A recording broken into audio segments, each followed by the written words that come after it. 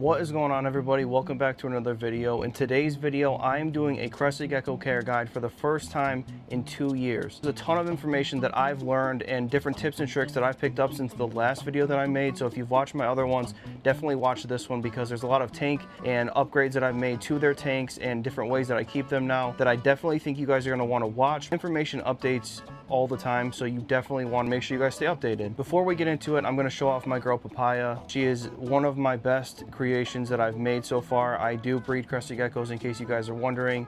Lychees, Uris, which are chameleon geckos, gargoyle geckos I will be breeding for the first time this year, and I'm also breeding leucistic, which are the black eye and like the almost see-through skin crested geckos. Super excited for that this year. A lot of the things I'm going to be talking about today, including the tanks and what I use for my tanks, will be listed in the description. You can click on the little tab and you can actually purchase it from there. I just want to let you guys know I do get a small cutback from that. It is very small, but I do get a cutback and it does help. So if you are going to buy them anyway, you might as well just come back, buy them from the links, and it will help me out. I greatly appreciate it. But enough about me. We're going to get into the care guide. Nice and brief. I'm going to give you all the information I can tell you about how to care for these awesome geckos. First thing we're going to talk about is tank size. Now we're going to start with adults. There's basically 3 sizes. You're going to go with your adults, your sub-adults, or your juveniles, and then your babies. We're talking about adults. We're talking about geckos that are roughly 20 to 25 grams and up. Now there's 3 main types of caging that you can do or that I would recommend. The 18, 24, Exoterra, or there's a bunch of different brands, but that's the main one that a lot of people use. That's a very good size for an adult crested gecko, or if you're breeding them, 2 of them in there. What I used to use a lot, and what I still kind of have, but I don't really use as much anymore, are the 66 quart totes. Those work extremely well for especially adults, or if you're breeding, those work well too. But the 66 quart Sterilite totes work fantastic. You can get a vent for them, or you can just drill holes in them. Basically, if you use a vent kind of like this, which I'll talk about in a minute, but if you use a vent like this, you basically would have to still drill a hole and then you can put the vent on. On top of the 18, 24 and the 66 quart tote, which some people use the 54 quart tote, but I like the 66 because it gives them a few extra inches. Why not just get the one that's a little bit bigger? They're basically the same price, so why not? Now, the very last thing I would recommend for adults and tanking would be these. Now, these are the large Like It totes from the Container Store. I highly recommend these. It's for storing stuff, but they work extremely well for geckos. These ones are the dark. They also have light, and then I also recommend getting the stackable ones because, like you can see behind me, all of my adults are stacked on top of each other, and there's a bunch of space. Basically, the dimensions are 20 some inches long and then like 13 by 13 or something like that, which a lot of people will recommend having more space vertical, but the amount of space horizontally, and then if you add the right things in there, they can get a bunch of climbing still, and there's a bunch of room. I highly recommend them. I think they're an awesome tank. They are a little bit more pricey than totes, but I mean, they work fantastic, and if you have a lot, or even if you don't, I would highly recommend them. I think they're awesome. They hold humidity well, and then you just have to drill the one hole for the screen, and then super easy. I'm gonna go put Papaya back and get another gecko out there I'd like to show you while we talk about tanks a little bit more. Okay, now I got out Bombshell. He's one of my male breeders. He makes some amazing babies. He's got ink spots, oil spots, beautiful gecko. If you've watched my channel for any amount of time, you've probably seen Bombshell before. Such a nice stud cornerstone male gecko. So as I was saying with these cages, they are linked below, like I said. Oh, real quick before I mention that, these vents are from AJD Reptiles. Highly recommend them. They work fantastic. Like I said, AJD Reptiles, shout out AJ for those. Not sponsored, I did pay for all mine, but I do like to talk about products that I like and what I would recommend, even if I'm not sponsored. Like I was saying, these work extremely well, nice and stackable. You can also get the light if you don't like the dark. The reason I got the dark is because the light, for me, I've had other things that were like light like that, and it just seemingly always made everything look dirty even if it wasn't, so I just like the darker ones. So we'll talk about lighting and things like that later on in the video. We'll say this now before I talk about the mediums and what I use for small gecko. Substrate, I use paper towels. It's the easiest for me to keep clean and sanitary. Some people will do bioactive. Now, I've never done bioactive in the tubs, so maybe look out for their videos on that. I don't want to talk about something that I don't do. The only thing I recommend is never use calcium sand because your geckos could potentially eat it and you don't want to mess with that. So don't use calcium sand. Look up bioactive if you'd like to go bioactive for these. I'm not going to talk about that because I don't do it. And as a breeder, I think it's more sanitary to have paper towel that I can clean and deep clean the tanks a lot more often than potentially a bioactive tank. So again, that's just my reasoning and what I do. You don't have to agree, but I just like to be transparent with what I do. So for some of the decorations or things you can use in the medium or adult, I'm just going to talk about decorations now, then I'll go into the medium tanks.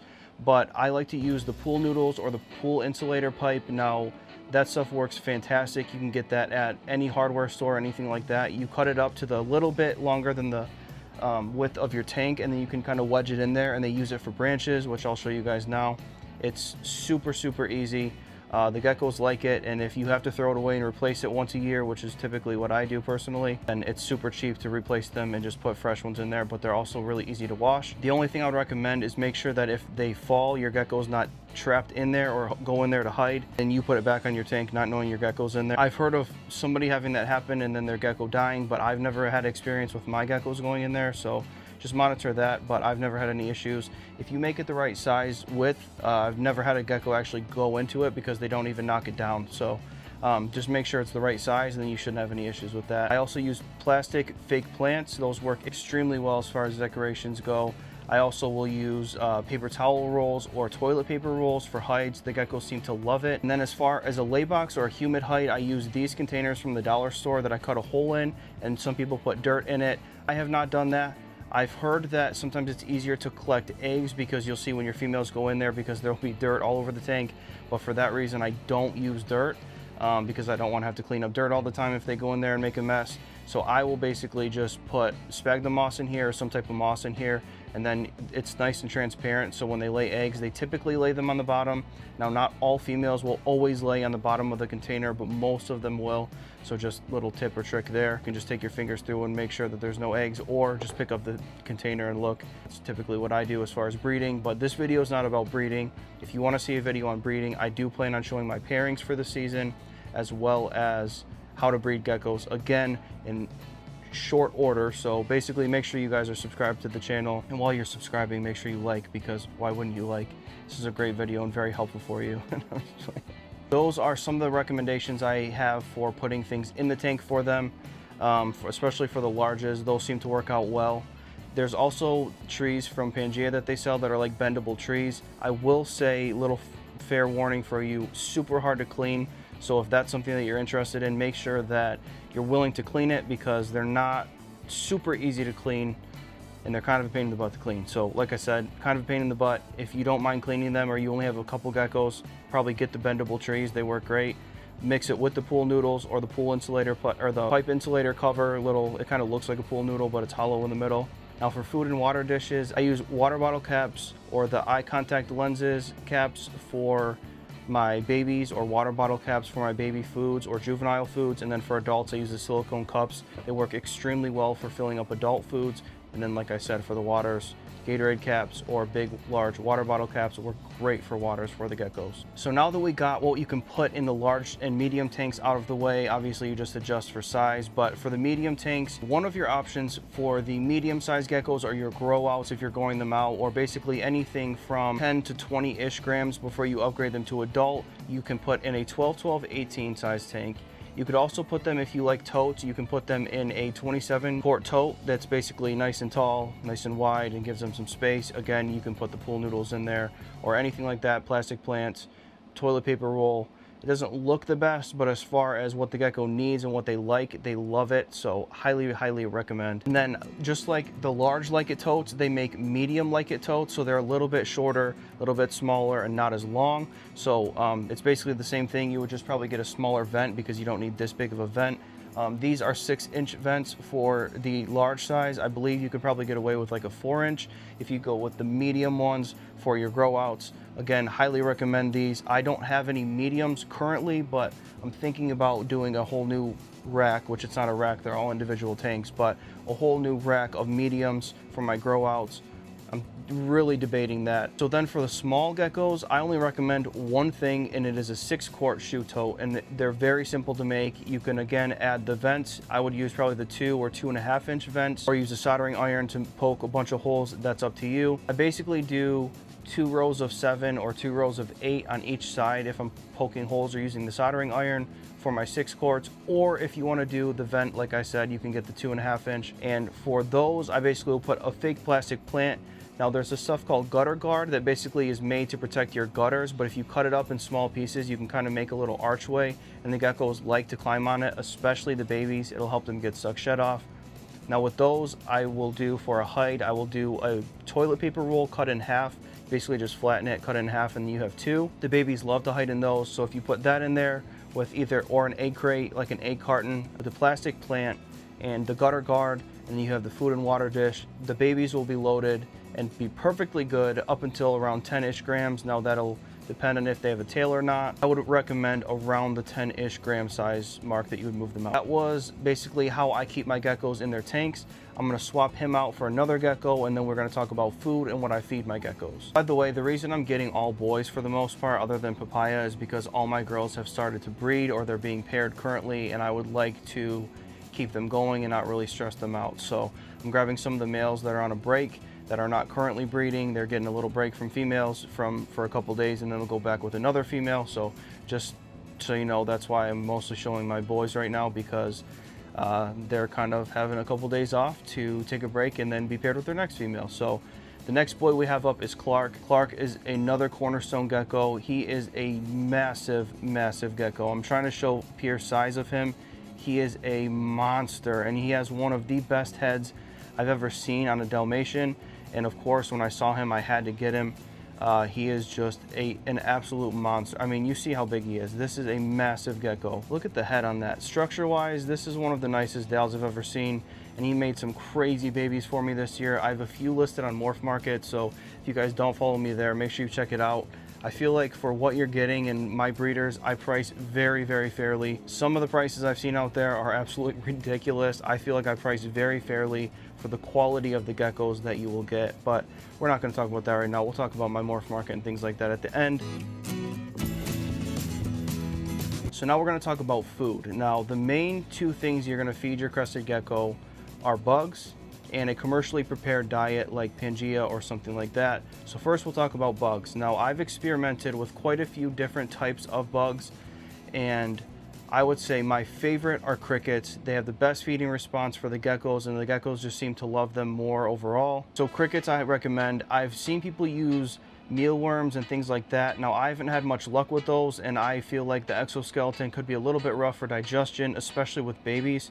So I would recommend dubia roaches or crickets, mostly crickets though. Mine really don't seem to love the dubias very much, so again, just take it and test out your geckos, but pretty much all my geckos love crickets. So I'd highly, highly recommend crickets. Now for the commercially prepared diet, I mostly use Pangea. I'll just be very transparent. I've tried Vital Meal, I've tried Repashy a couple times. My geckos just seem to love Pangea the most. There's a bunch of different flavors of all of them. Now for the Pangea, what I currently do is I rotate between 2 flavors at a time. So I'll pick 2 flavors. I don't use the treat one, but I use all the other flavors. So growth and breeding, papaya, fig and insect, apricot, watermelon, all of the different flavors. I'll basically use fig and insect most of the time, or growth and breeding as a staple, and then I'll mix in one time with watermelon, so half and half, and then another time I'll mix in papaya or anything like that. I just like to get them a variety so they don't get bored and just eat the same thing every day. I personally would not want to eat the same thing every single day, and I'm sure you guys wouldn't either, so I just like to mix it up and give them a variety. I am going to try some other things like Repashy again.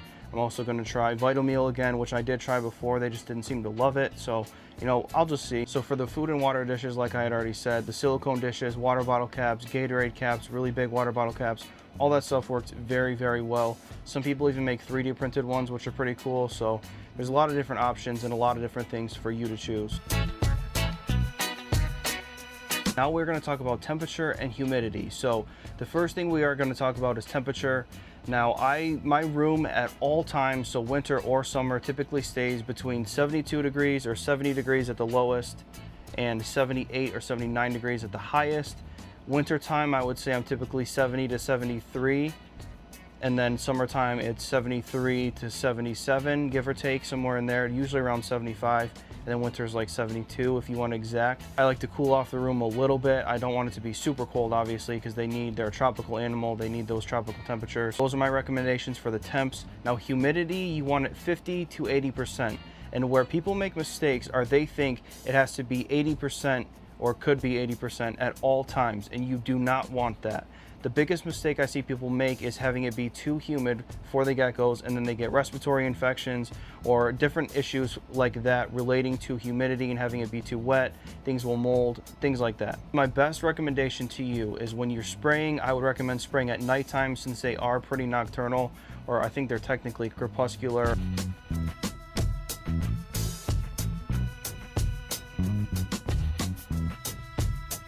Most of them would prefer a spraying before you go to bed at night. That is what I do. I basically spray towards the evening. Sometimes it's afternoons, but usually it's towards the evening. That way they can wake up and go get a drink off the wall. They do use the dishes, contrary to popular belief. Some people say they don't use a water bowl. I've seen a million of mine get a drink from a water bowl, so don't think that they just don't drink from a water bowl. They do. After you spray it at nighttime, you're going to want to come back the next day. If you wake up in the morning and it's still wet, you probably sprayed too much. You don't obviously want it to be soaking wet. If it's a few droplets or a little bit damp, that's okay. But you basically want to wait for it to dry out most of the way, if not all the way, and then spray again. Ideally, you're spraying once a day. Some people can spray every 2 days because it stays humid. I personally will spray once a day. Now, I'm in Michigan, so sometimes in the winter it's really, really dry and I have to spray 2 times a day because when I wake up the next morning, it's already bone dry and there's no humidity, so I'll have to gently mist again or mist part of my room. There's different tips and tricks you can pick up along the way once you do this long enough. So the main thing is you want to spike the humidity and then let it slowly dry out. Spike the humidity, let it slowly dry out. That's basically the pattern you want. Ideally, it's going to stay, you're going to spike it to 80% roughly. It's going to dry out to 40 or 50, and then you spray it and then slowly dry out, and then spray it again and it will slowly dry out. Like I said, once a day or so you're going to mist. That is just my personal opinion and preference. That's how I've done it for the longest time, and I'm making some really nice geckos, which I did not make him, but I've made some babies with him, and very, very nice. Now, for the people that say I live in a spot that my temperatures or my house temps are not warm enough, the main thing you can do, so this is if you need supplemental heat, you can put a heating pad on the side of the tank, or you can get a very small ceramic heat emitter or something like that. You don't want to get one that has light because the light you don't want on all the time, but the ceramic heat emitter or heat pad you stick on the side of the tank, it's pretty much always going to be on. Now, the thing I recommend too, there's 2 things I recommend. Do make sure that there's a spot in your tank or most of the tank where the gecko can get away from the heat. You're also going to have to monitor the humidity, because doing that you could dry out your tank.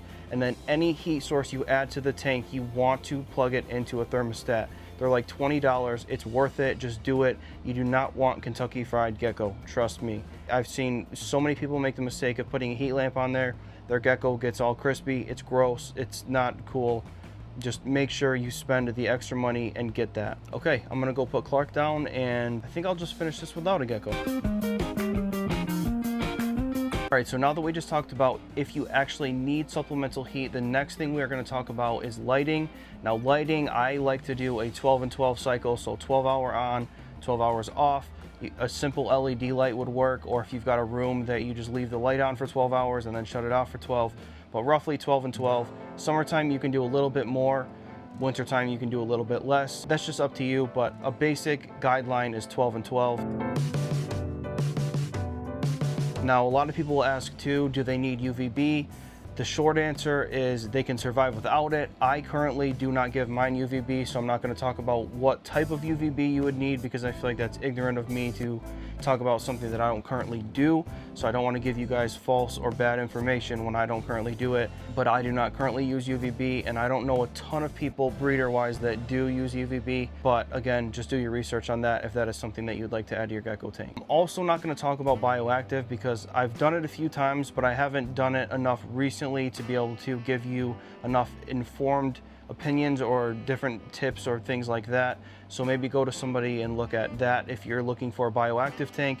There's a lot of videos on that on YouTube and things like that, so make sure you guys look that up if that's of interest to you.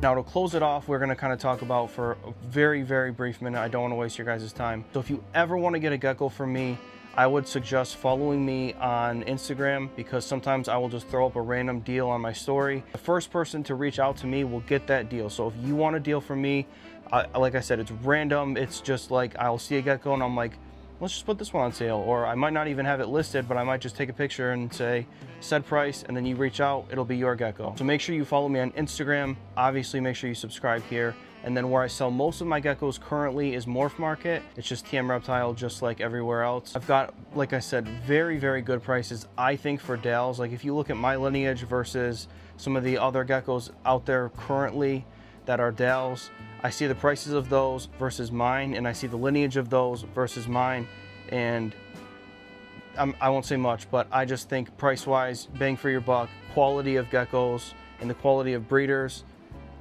my pricing is very fair. That's all I'm gonna say. So yeah, Morph Market, I run deals and sales on there. Sometimes there's auctions. I've seen some of my geckos go for really cheap, so high quality, good pricing. Follow me on Morph Market as well. I've been throwing out the idea of doing lives on Palm Street, so potentially if you see a TM Reptile and it's me there, I'll let you guys know obviously first before I do that. But I really think I'd like to start going live and do live sales just to have more of a interaction or like a conversation with you guys live. I'm very good at responding to YouTube comments and just comments in general, but I would like that live experience with you guys so I can answer questions or show geckos off to you guys live. Let me know what you guys think down below. And then obviously subscribe to the channel, like this video. I hope you guys enjoyed. I hope it wasn't too long of a video for you. I tried to give you everything I could as quickly as possible. No bull crap, just trying to give you guys the best advice and tips and tricks that I've learned over the years of keeping and breeding all my geckos. I don't think I've ever been more excited to breed geckos than I am for this year. I've been known for my Dalmatians for a long time, but I am expanding to my leucistic or super fire crested gecko. So this year I plan on making a bunch of fires. I also have a bunch of females that once the weather warms up that are coming here to be breeding this season on top of all my ones that I have already had. I've been refining my projects and trying to go for the high quality, but keep the prices as fairly as I can, because I truthfully and genuinely want you guys to get a bunch of my geckos. I want to show off what I've made. Look forward to that this year. There's going to be a bunch of breeding content and a bunch of different projects and things like that. And if you're new and you don't know, at 100K, my dream animal is a camel, and we're getting probably two at 100K. So make sure you subscribe, like the video, share it. I'll see you guys in the next one. Thank you for watching. Peace out.